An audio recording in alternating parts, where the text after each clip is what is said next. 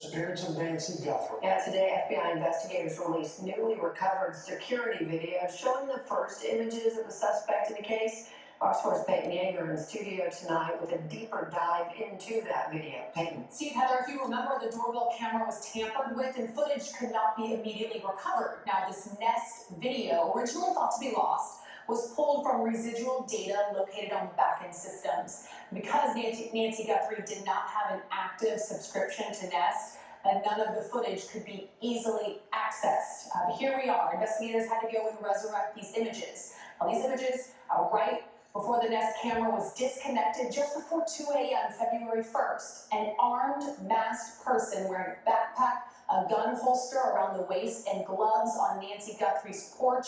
The morning investigators believe the 84-year-old was taken from her Tucson home.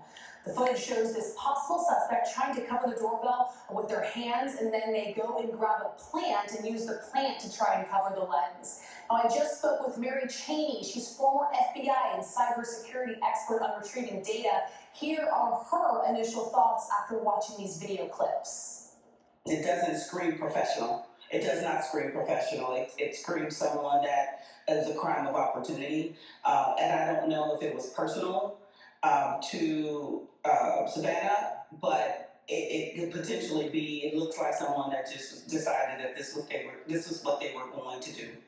It's a painstaking process, and it's going to take a lot longer than people may want it to take because of what we're talking about. It's especially in the cyber world, you're going to have subpoenas. You're going to have to get these organizations, publicly and private organizations, to work to try to comb through this information. It's a lot of data.